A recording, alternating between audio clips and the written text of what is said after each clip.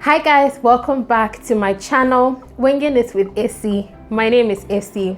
So today I'm going to share with you how I make my fruit purees for my little one. When I posted my video on the corn dough porridge, some people reached out to me and asked me to share with them how I make my fruit purees. Now, if you are watching this and you haven't watched the corn dough porridge with a twist, or the mashed kinky, the special mashed kinky, kindly watch it after this. Now I will begin by sharing with you the vessels that I freeze the fruit purees in. Now vessel number one is this. So it's basically an ice cube tray. The only difference is that it has a silicone bottom. So once the purees are frozen, all you have to do is just pop. Once you take it out of the freezer, you can literally just pop the one out and just take it and then go and use it. So that's why it's better to use these ones than the regular the regular ice cube trays. Now the second one is also basically the same as the first one, just that this one has smaller vessels, and then it also has the same silicone bottom, so you just have to pop it up and then the the puree comes out, the frozen puree comes out. Now the third one are these cups.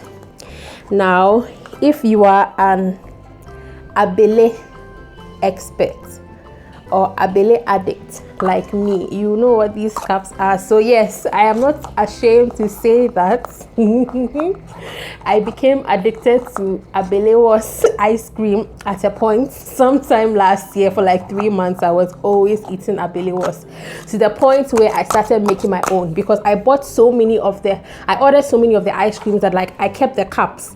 I even threw a few away, but I had so many. I was like, well, if I have these cups, I might as well just try making my own abele, and it was nice. Maybe I'll start selling some soon.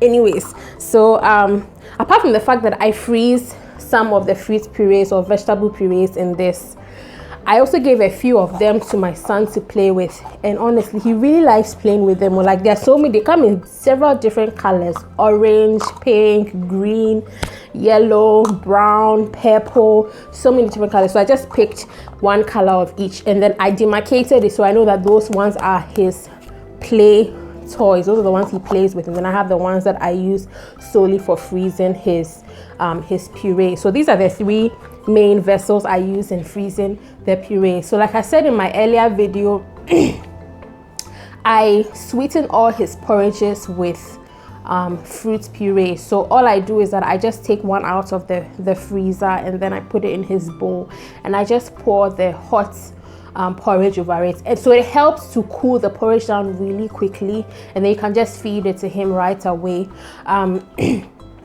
What I was doing in the beginning was, when I decide what he's going to eat the day before, then I actually take them out and put them in a bowl, so that by morning it would have thawed, and then all you have to do is just add the porridge to it. Okay, so now that we have talked about oh, and one last thing, for those who would want to purchase these, I purchased these two from Palace shopping mall, the one on the Spintex road. That's where I got these from, but I don't remember how much they cost, I'm sorry. But if you want to try and get some, definitely check Palace.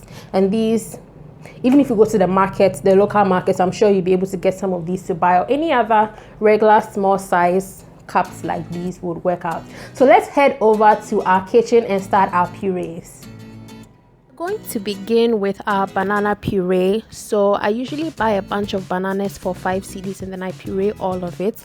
The quantity over here I think is about 2 cedis worth. So I wash them before I peel them and then cut them up.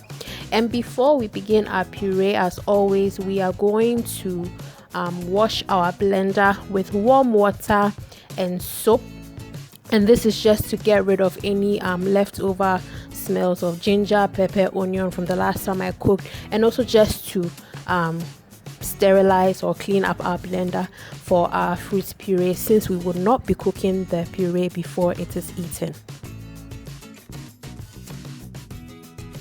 We have our banana in the blender. I don't know if you can see, but I added some water to the base. The amount of water you add is totally dependent on you, depending on the age of your baby and the consistency that you are trying to achieve. So we're going to go ahead and blend our bananas.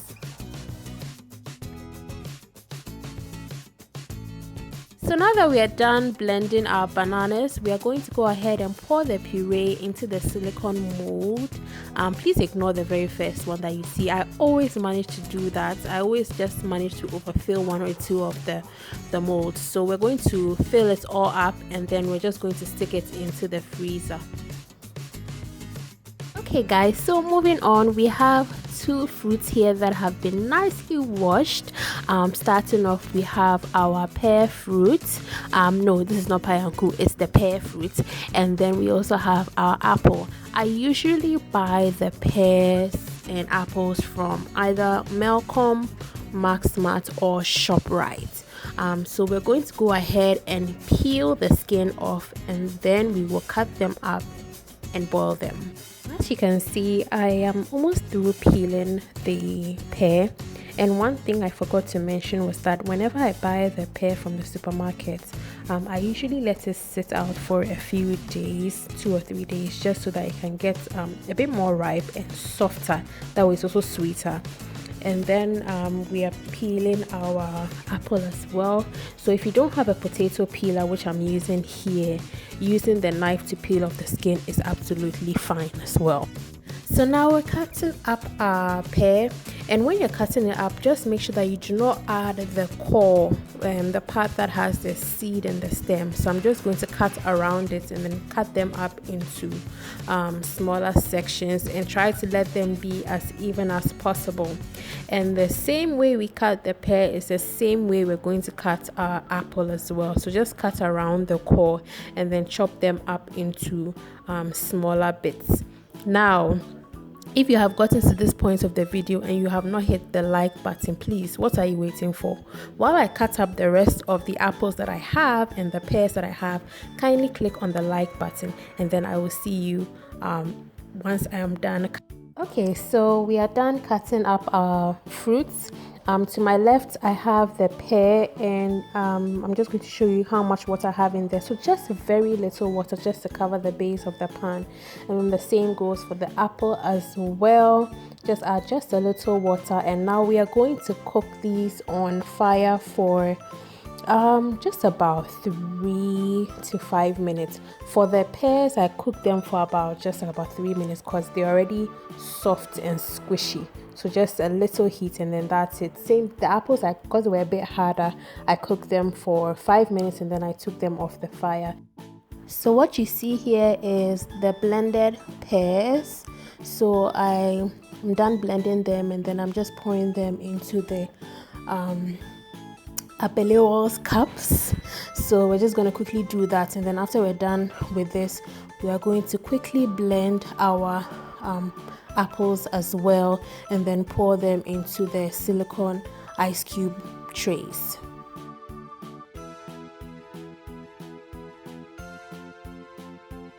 Alright guys, so as you can see here, our purees are frozen, and in just a second I'm going to show you how I pop them out of the trays when I'm ready to use them. So once you take your trays out of the freezer, all you need to do is just stick a finger at the bottom of the silicone base and just pop them out. Pop, pop, pop. They all just come out really quickly and really easily, and then you can store them or use them as you wish. So once I pop everything out of the containers, I put them in Ziploc bags and then I label them. So as you can see in the video, I have apple, mango, pawpaw, banana and pear. So depending on what flavor I want to use to sweeten his porridge a particular morning, I just take one out and add it to his porridge. Thank you so much for watching this video, and I will see you in my next video. Bye.